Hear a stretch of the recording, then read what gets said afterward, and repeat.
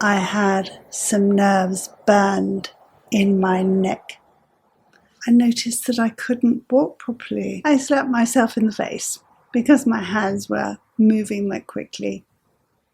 Have I ever told you how I've given you a list of cleaning jobs to do on a Friday went? This is the man that can go to the fridge and not see something right in front of his eyes. Don't tell me it's a talent. One of our friends is poorly. I was watching Catherine, the Princess of Wales, talking about a diagnosis of cancer. You know, I got my degree from the telly.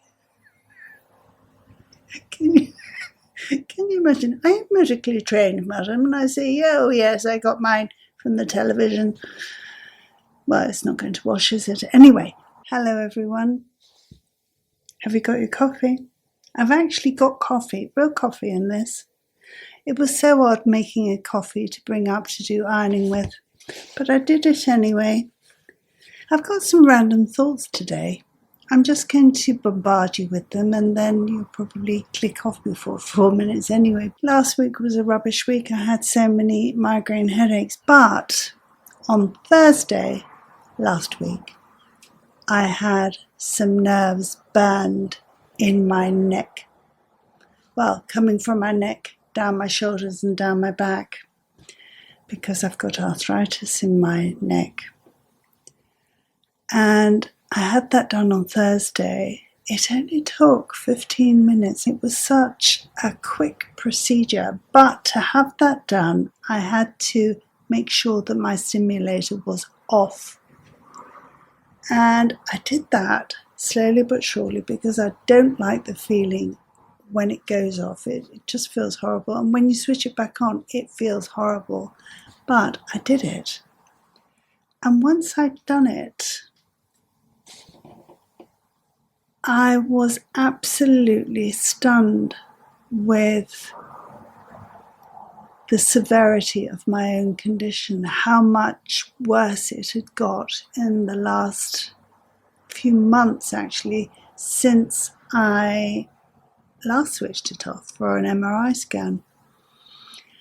Having switched this thing off, I noticed that I couldn't walk properly.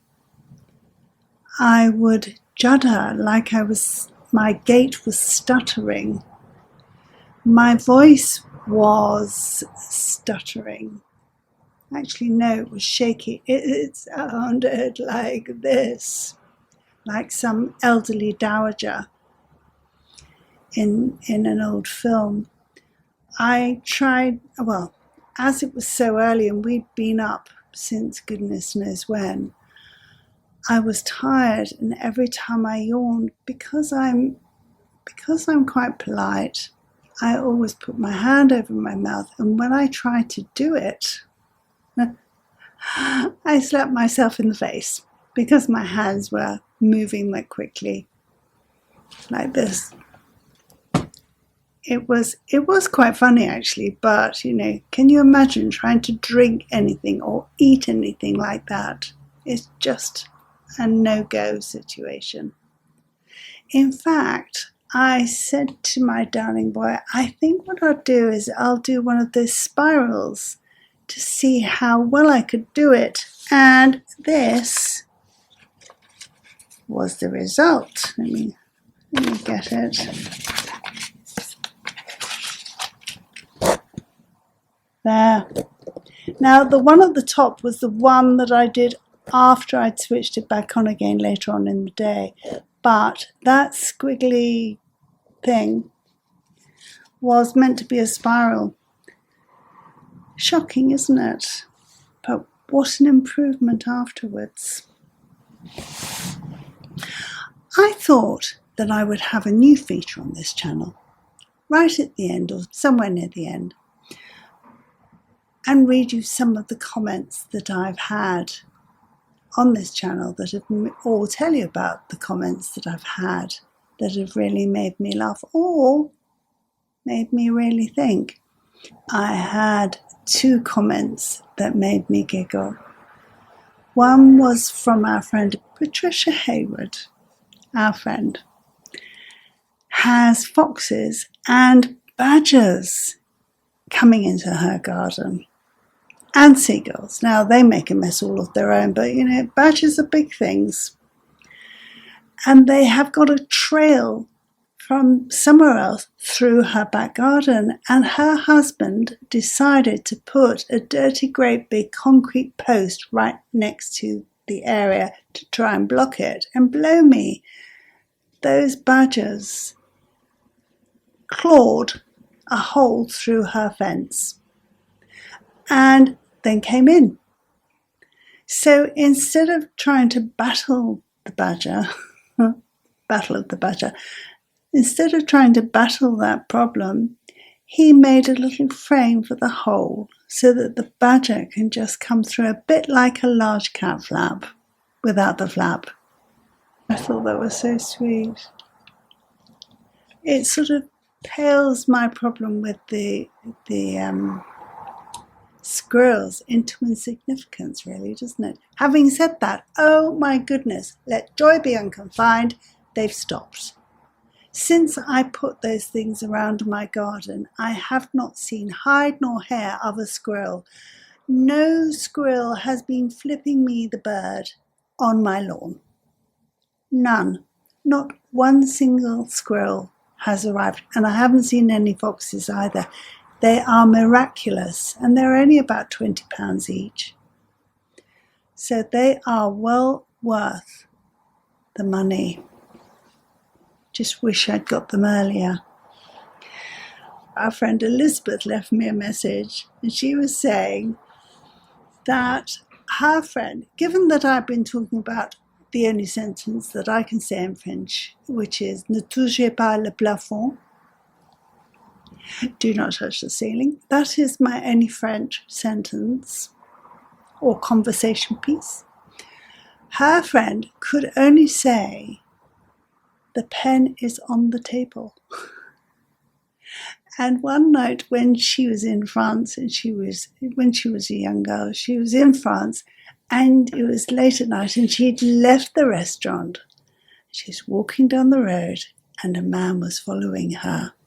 And she got so nervous, and I can imagine how nervous she was. She got so nervous, and she just kept on telling him, "The pen is on the table, the pen is on the table." And he carried on following her, and in the end he left it. But can you imagine what he must have been thinking? What is this woman talking about? The pen is on the table. It actually made me giggle enough to tell my darling boy, who does speak French fluently, and it made him laugh too. Have I ever told you how I've given you a list of cleaning jobs to do on a Friday went? Well, the other day I noticed that nothing had happened, and I really don't want to keep on mentioning this list that he's stuck in his drawer beside his chair. So I said to him, "It's now Sunday and nothing happened on Friday. What's happening with that?" And he said, "With what?" So I said, "That thing you stuffed into your drawer." "Okay, that thing. Right, well, I'll leave it until next week. It's too late now." That was Friday. So clearly he did remember it. So I got it out and I said, "Look, I do a lot of work in this house. It's a big house, 5 bedrooms, 4 bathrooms to clean and so on. And, I need you to pull your weight." But this was that Saturday after he should have done it on the Friday. So fast forward. It's Thursday. I have the operation on my neck. I come home. I put ice packs on my neck because it's still burning. I was warned about that, so it wasn't a surprise. And the next morning I got up, it's about 5, and then I'm thinking to myself, my energy has come in. Now, when that comes in, I have to use it all. So I got the ice packs out of the freezer again, and I put them round my neck, and I tied them. I tied them on with a tea towel. It was terribly glamorous. Tied them on with a tea towel, and I thought, you know what? If he looks at that list, this is the man that can go to the fridge and not see something right in front of his eyes. Don't tell me it's a talent. It is, because he just doesn't see it. And I'll say, yes, it's on the third shelf. It should be right in front. I can't see it. He says, I can't see it. And I go over there, and there it is. And he says, how did you find that? I mean, it's a talent. So anyway, I thought he's not going to be able to see the amount of dirt and dust that I see, because it hasn't been done since I gave the cleaner notice, or, asked her to not come anymore. So I thought, really, what I need to do is at least get him to a level that I know this room is clean, and then he only needs to do a little bit of work, bearing in mind that he's nearly 85. So at 6:30, I think I started, or 6, I started pulling that living room apart. I took down all the ornaments. I took them and I washed them and I dried them. I put the rug in the washing machine, because it's a machine washable, ruggable rug. Try saying that if you've had a few. So I did that. I then started working on the big mirror behind our chairs. Now, that mirror has got a lot of nooks and crannies and intricate parts, and honestly, it took me nearly 2 hours with, first of all, cotton buds, then a toothbrush, then the dish brush. But once I'd done it, it sparkled, and you could just tell it was shiny even in the little nooks and crannies. And you know that sort of satisfaction you get when, I know it wasn't literally sparkling, but have you ever seen those things on some sort of messaging app where you can see little sparkles coming down? Well, I felt as if it was that. I'd taken apart all the bits and bobs in the room, all the candlesticks, everything. Washed it, dried it, shone it, everything. All the plants in there I'd washed, because I don't have real plants, because they're no good if you go away. Not that we go away anymore, but I did then. Yeah, so I did that. And by the time he got up, it was 9:30, which was early for him. He found me in the middle of the job, and he said, I'll do the vacuuming then. I said, I'd like you to do the stairs. And he did the stairs right up. We've got 2 sets of stairs in this house. He did the stairs right up to the loft and every single carpet. And he did a thorough job. He did pull everything out, which was wonderful. And I'm still doing the living room, pulling everything apart and cleaning it properly. But at 7:30, I had to stop, because right in the middle of vacuuming underneath the cushions on the sofa, the vacuum packed up. It had got too hot and had decided to give up the ghost for the night. But I sat there and I said to him, doesn't it look lovely and shiny in here and clean? And he said, I don't notice. I don't notice. And he wouldn't notice, but I noticed.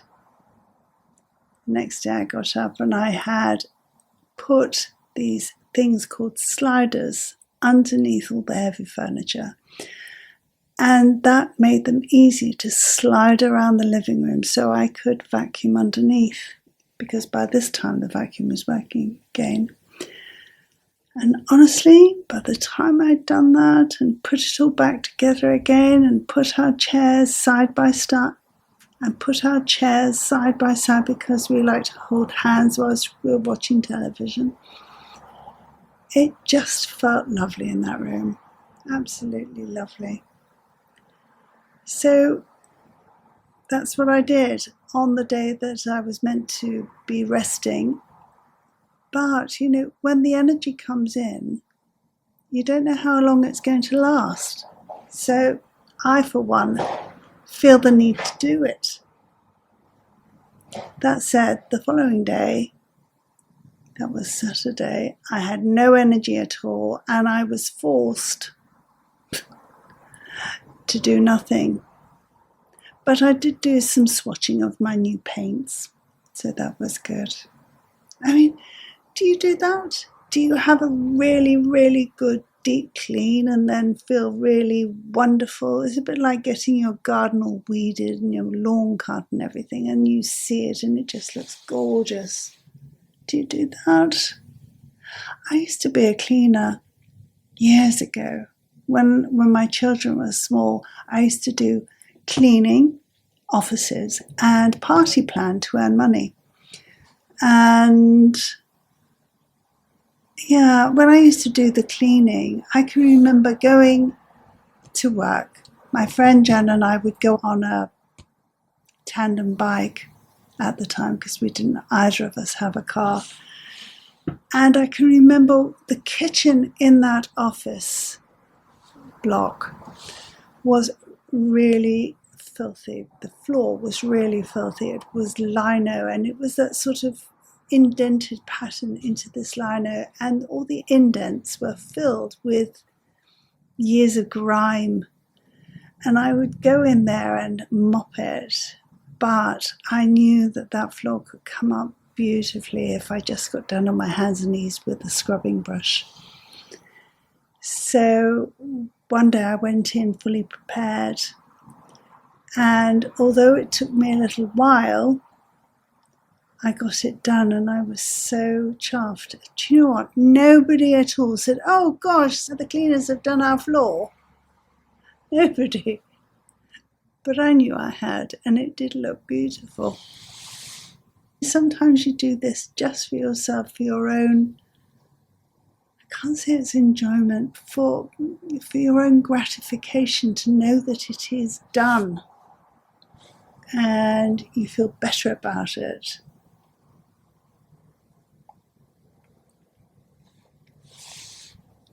That coffee's almost cold now. I think I might reheat it later. One of our friends is poorly. She found out a little while back that she has breast cancer following a mammogram, not expecting anything. She's 55.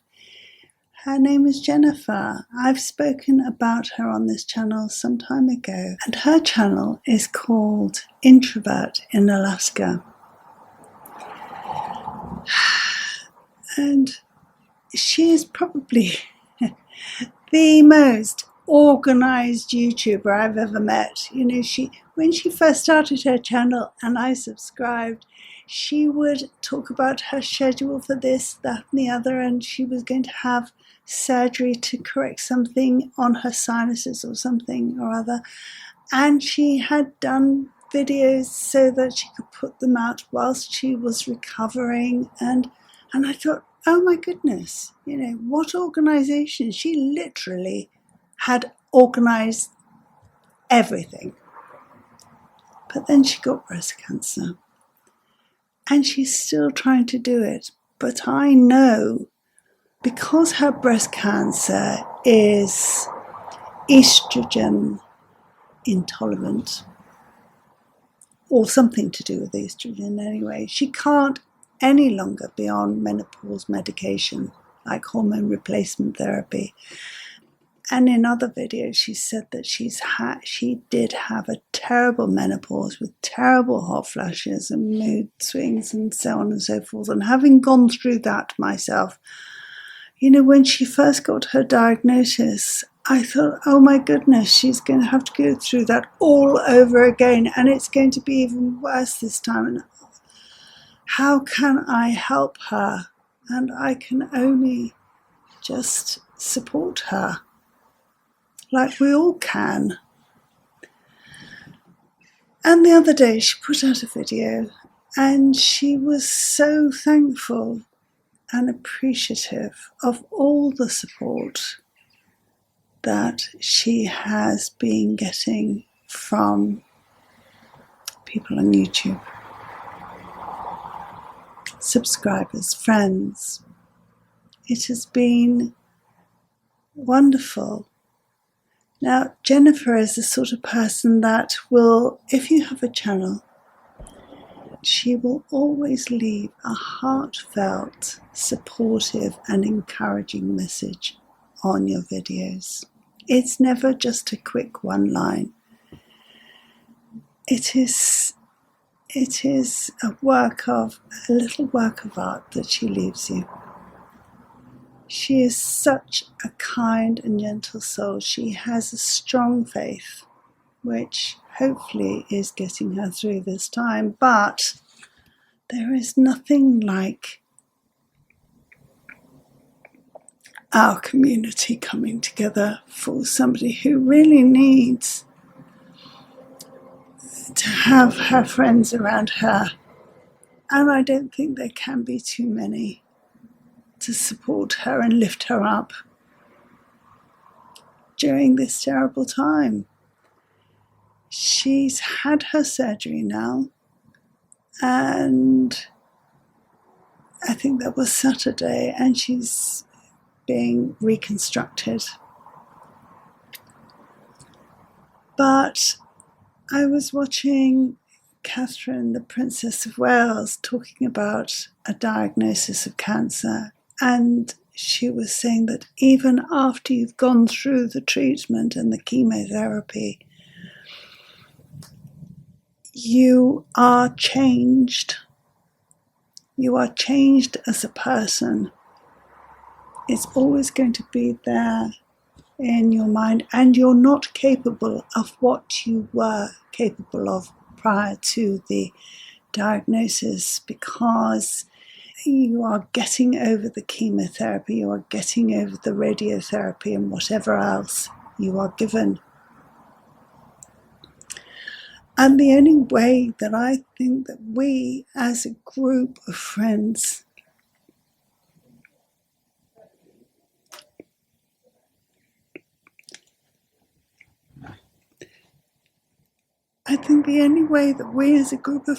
can really support her and give her a lift is by supporting her efforts on her channel. It's such a simple and easy thing to do, and I know that it would give her such a lift. And it would cost us nothing at all, apart from a little time. So it would be lovely if we could do that for her. She is introvert in Alaska, and her name is Jennifer. What sort of television programs do you enjoy? Now, I enjoy design programs like Grand Designs, and I do remember who did what to their house, what problems they had, even if they're 25 years old. And it has been going that long. The first episode of that program was 25 years ago, and I still remember the program. And I'll say to my darling boy, well, these are the people that lost all their money to the builder who didn't bother turning up, a bit like us.